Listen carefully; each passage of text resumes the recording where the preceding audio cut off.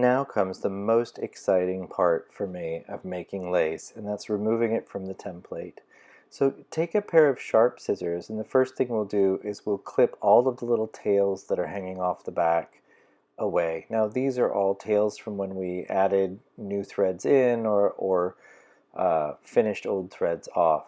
None of them needs to be worried about. Everything has been secured on the front very, very carefully. So you can just remove them. The second thing that needs to happen then is we go through and we start clipping off all the little knots.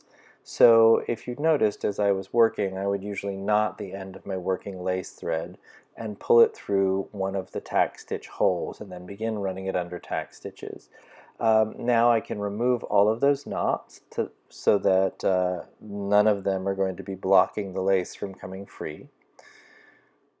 So you'll see me go through and clip all of them off. I'm going to skip ahead so that I can move to the next step. You don't need to watch me clipping every single knot, right? Now you get to see one of my favorite tools in action. This is a tapered awl, and I usually use this for sewing. This is how I rip my stitches in sewing. And I take that tapered awl and I will use some sandpaper or an emery board, and I'll blunt the sharp point. Now you'll see me sort of testing each of these stitches as I go to see whether it'll come free on its own or not. And if it doesn't, then I'll usually pull it tight with my hand and then clip it with the scissors. And that usually frees up enough of the threads that it'll pull cleanly out of whatever stitch is going through it. Now this is a side effect of the fact that I like to use a sharp needle when I'm making lace, because the stitches, especially in the finer laces, the stitches are so small that without a sharp point I'm not going to be able to pierce through a lot of those verticals and diagonals. So this is where oh look, I forgot a knot. This is where I sort of pay the price for that, is that in removing it from the lace I have to be extra careful. If I pull these stitches too tight, I run the possibility of breaking one of the stitches on the surface that is actually the lace. So I test them, and for the most part they'll come out pretty easily, but every so often, especially in the middle section, you'll get a tack stitch that's been sewn through an awful lot of times, and you have to clip it really close and then work it gently out. And now you see that point has come completely free, and now I'm going to start working on the square portion so that I can release this lace.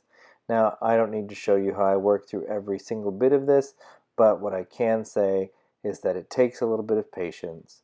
In fact, the Italian method for doing this is they'll take a razor blade and they'll just pull the lace up, and then they'll razor blade the stitches out of the template, and then they'll use tweezers to pick out all of the little ends.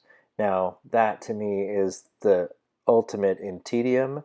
I can't stand having to use the tweezers for that long to pick out all these teeny tiny little fuzzy bits, when I can just use this method here and carefully remove the tack stitches from the back using my awl, and then I have so much less to worry about in the cleaning up of the final piece of lace.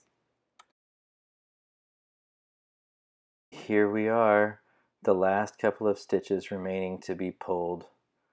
So I'm just going to clip this close. I'm going to use my awl. I'm going to remove this final piece of thread. It's fighting me a little bit, so I'm just going to pull the whole piece of lace off. Look at that. Now all I can do is I can just find where that is secured in and clip it really close. I don't have to have a big battle with it. I can just clip it close and call it good. You have to be careful when you do this, though, that you don't clip any of the important parts of your lace. Now there will be little bits here and there that you have to trim off, things that you miss on the back side, but that's the way with anything. A little bit of finishing goes a long way. And we're done.